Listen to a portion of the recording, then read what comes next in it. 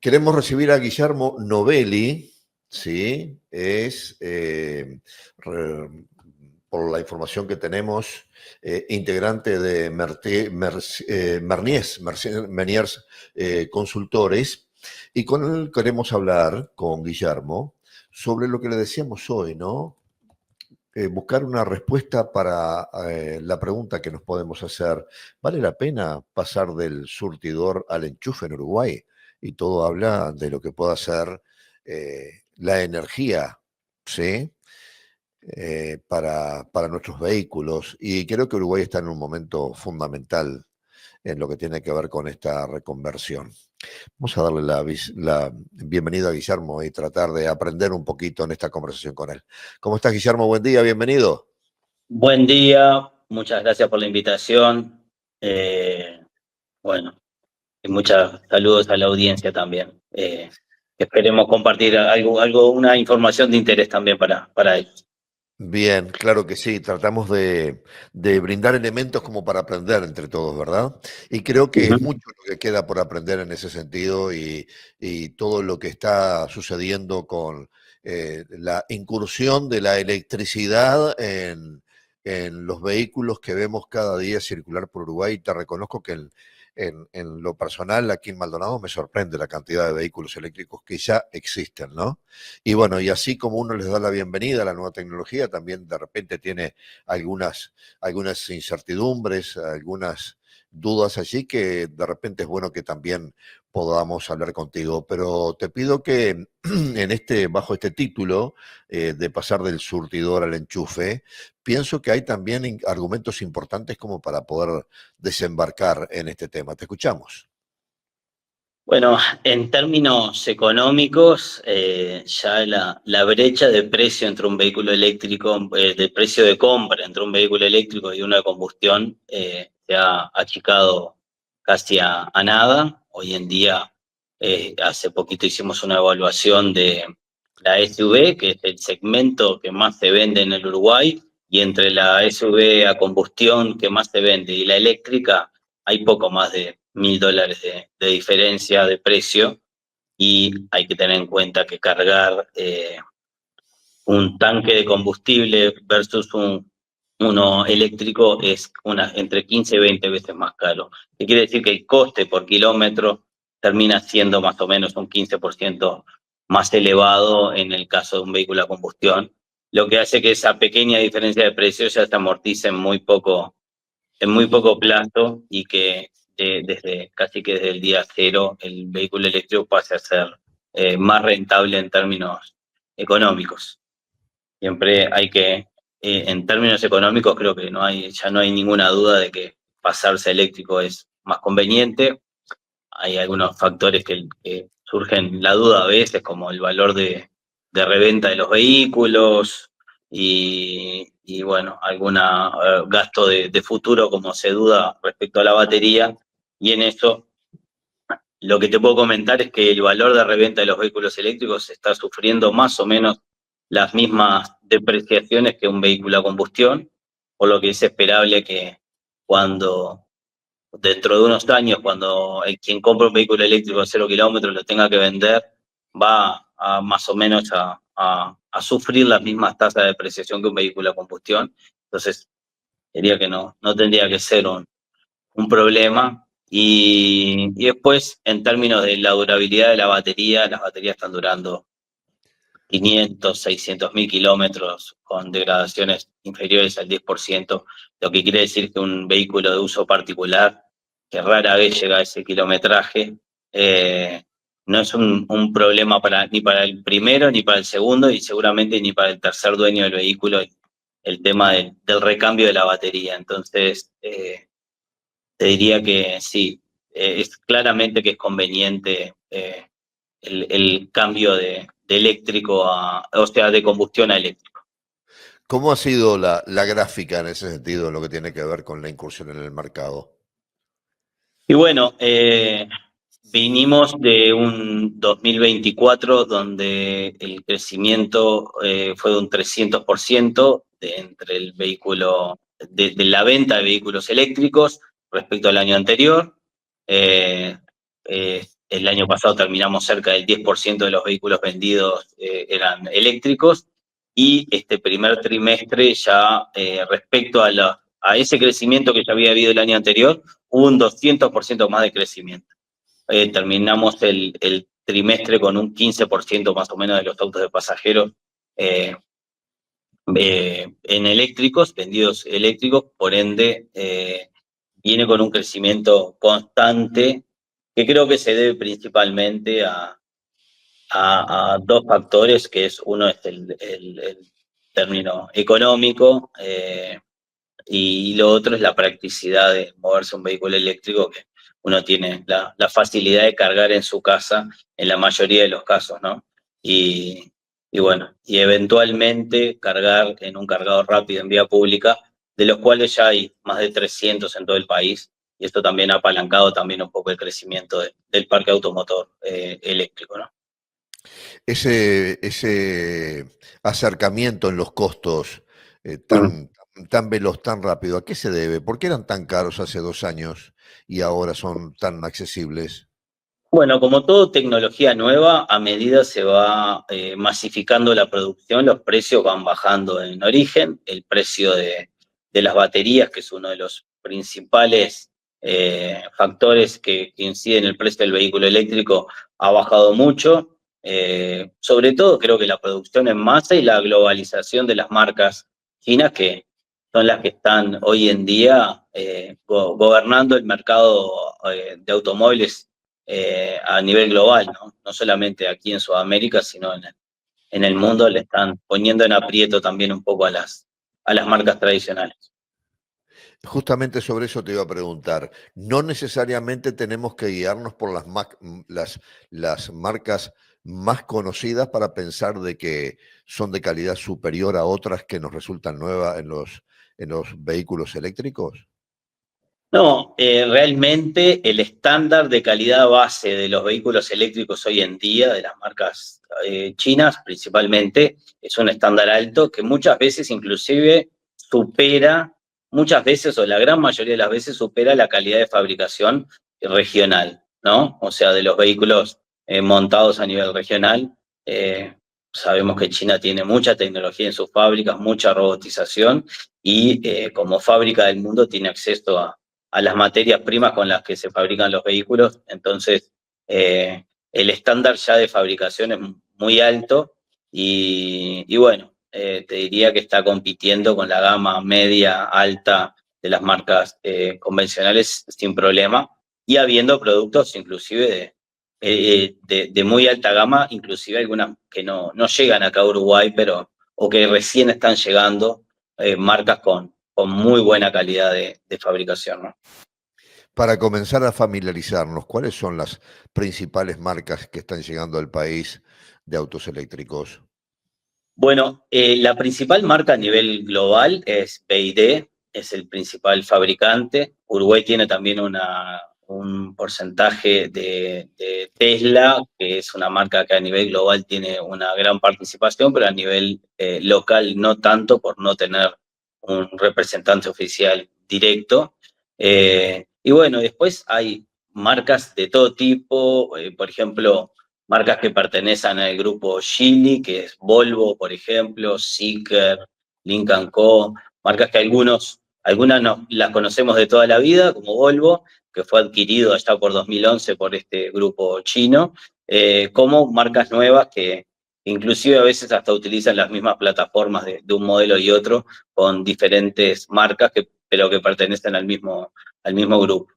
Después tenemos Xpeng, que es una marca recientemente lanzada aquí en el país, que es una de las marcas que más ha invertido en vehículos autónomos, que te diría que es una de las grandes marcas de alta gama a nivel global que está aterrizando aquí en Uruguay. Y hay infinidad de marcas, la verdad que creo que algo más de 17 marcas nuevas en los últimos 2 años, principalmente de vehículos eléctricos. Algunas de las preguntas que el mercado uruguayo del automóvil siempre está teniendo en cuenta. Por ejemplo, facilidad de créditos bancarios. ¿El auto eléctrico tiene algún tipo de tratamiento especial de parte de los bancos, por ejemplo? Hay varios bancos que tienen tasas bonificadas para vehículos eléctricos y mayor plazo de financiamiento. Por ejemplo, cuando de repente un vehículo a combustión que va hasta los 48 meses o 60, los vehículos eléctricos hay hasta 72, pensando en un periodo de amortización largo. Lo cierto es que hoy en día, por lo que te decía al principio, ya con un financiamiento convencional, ya viste, ya se obtiene rápidamente la amortización, entonces no es necesario tampoco ir a financiamientos tan largos como era necesario en el pasado, ¿no? Cuando se va a comprar el auto chino, ¿al auto convencional se le da el mismo valor habitual o de repente tiene una cotización menor? Bueno, la tendencia, era lo que te decía hoy, la tendencia es que los vehículos tengan más o menos los mismos porcentajes de depreciación. Para, como referencia, más o menos a los 3 años de uso, los autos sufren una depreciación del más o menos del 30%, y si son vehículos de alta gama, normalmente las depreciaciones van hasta el 50% en ese mismo periodo. Eh, lo que se prevé por cómo se comporta en otros mercados es que a medida va desarrollándose el mercado eléctrico, el vehículo a combustión, que tiene costos de uso y mantenimiento más altos, tiende a ir perdiendo el precio con el pasar del tiempo. Aquí todavía no está pasando eso. Desde el punto de vista mecánico, por ejemplo, ¿el Sí. auto eléctrico necesita tanta entrada a taller como un auto convencional? Bueno, en realidad no y sí, hay ciertos componentes que son en común con un vehículo a combustión, sobre todo los componentes de suspensión y frenos, que son los Ujú. elementos de seguridad, que llevan periodos de mantenimiento similares en un eléctrico y uno a combustión. La gran diferencia es que el motor eléctrico no tiene lubricante, no lleva aceite, no lleva filtros, entonces eso reduce tanto la cantidad de tiempo que requiere el mantenimiento como la cantidad de insumos. Entonces, inclusive hay marcas que tienen los periodos de mantenimiento cada 20.000 kilómetros, cuando uno a combustión tiende a ser cada 10.000, ¿no? Entonces, te diría que el eléctrico va menos a taller por mantenimiento y sobre todo va menos a taller por reparaciones, porque tiene miles de componentes menos y por la forma que trabaja, que no tiene altas temperaturas, no sufre alta fricción, también son motores que suelen durar muchísimo más y llevar mucho menos mantenimiento, ¿no? Y reparaciones. ¿Ya, ya hay repuestos en el mercado? Sí, sí, sí. Los propios importadores, la mayoría, grupos grandes que ya existían en el país con otras marcas y bueno, importadores serios, tienen buen stock de repuestos. Eso no hay problema. Lo que no hay todavía es un gran circuito de repuestos paralelos, como se le dice, que es el repuesto que no es el original. Ujú. Eso, como todo, a medida va evolucionando el mercado, empiezan a aparecer opciones. Por ejemplo, ya hay marcas de las que más se venden, ya hay repuestos digamos, paralelos, ¿no? Que se le dice que de repente son similares al original y no tiene el costo del repuesto original. Pero la respuesta es que si hay servicio técnico y hay repuestos, te digo que sí, que la gran mayoría de los importadores tienen una buena respuesta en ambos puntos. ¿Y entre los mecánicos uruguayos hay capacitación adecuada como para la nueva tecnología? Bueno, la UTU tiene un centro de desarrollo técnico próximo a Las Piedras, que hay tanto nuevos estudiantes como técnicos ya se pueden perfeccionar. Hay como todo lo que tiene pocos años de desarrollo, todavía no está masificado a nivel de todo lo que es fuera del circuito oficial, pero ya hay varios puntos o lugares donde uno se puede capacitar sobre movilidad eléctrica, reparación de vehículos eléctricos, etcétera. Ya hay. Un tema que aparece en la conversación de la rutina de todos los días y que me ha pasado a mí, la duda sobre el tema de los cargadores de batería Ajá. en los diferentes lugares, primero la dependencia de que cada 80 kilómetros tenemos que reponer energía, y a su vez también que en los lugares que hay, de repente hay lugar para 3 o 4 autos y después si no hay que hacer cola hasta esperando la recarga. ¿Eso es tan así?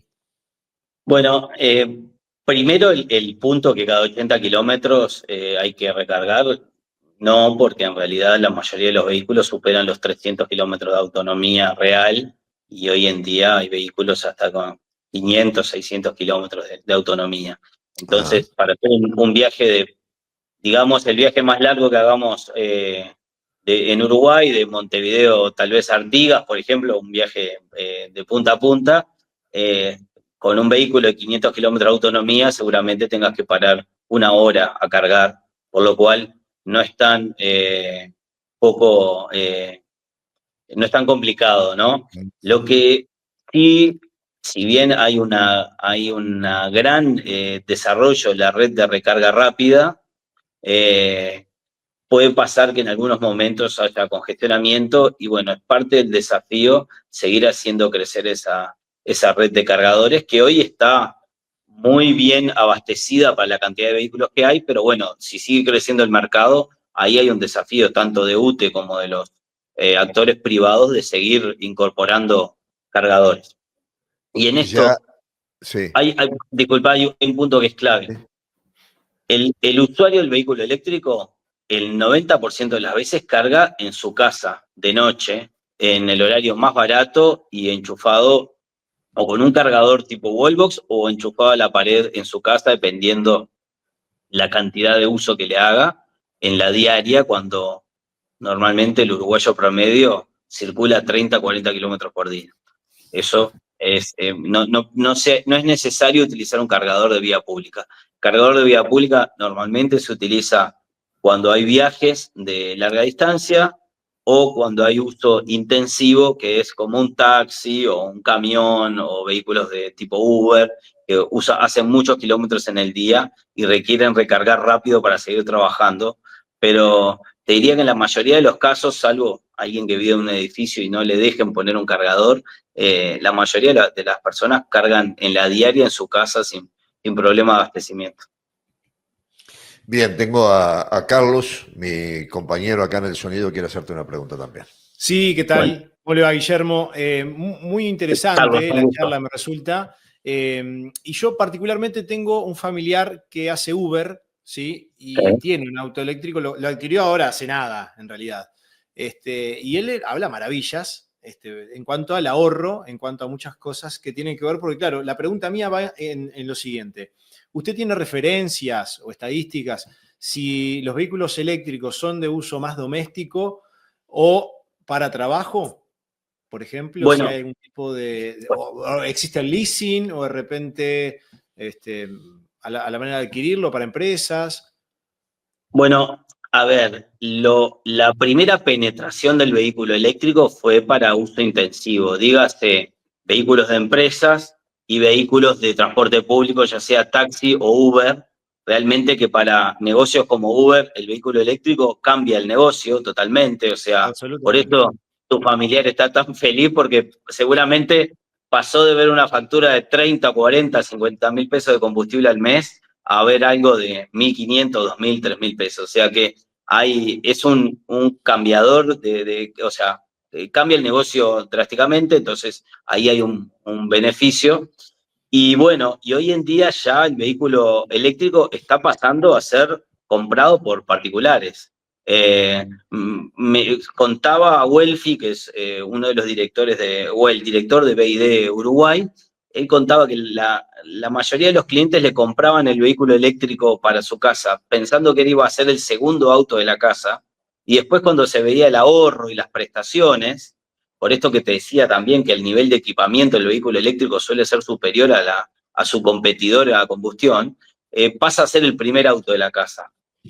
Así que te diría que empezó mucho con las empresas por los beneficios, por el beneficio que tiene en el uso intensivo, pero hoy en día ya a nivel familiar está teniendo un gran crecimiento.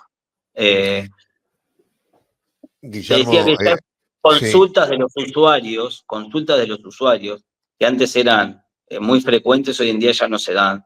Ya como la durabilidad de las baterías, ya la gente sabe que las baterías están durando mucho más de lo previsto, ya saben que el vehículo no sufre problemas mecánicos, bueno, por todo esa práctica que han hecho los primeros que han comprado hace años, ¿no?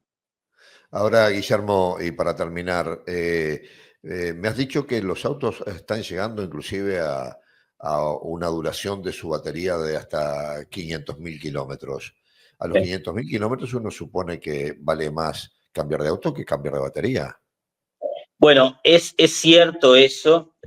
Acá hay dos puntos clave que me gustaría no dejar de lado. Uno es eso, es que la durabilidad de la batería normalmente supera la vida útil de uso del auto. No es que el auto no se pueda seguir usando, porque hay autos que se usan con 500, 600.000 kilómetros, pero el propio mercado los va dejando por fuera, como pasa con los vehículos a combustión.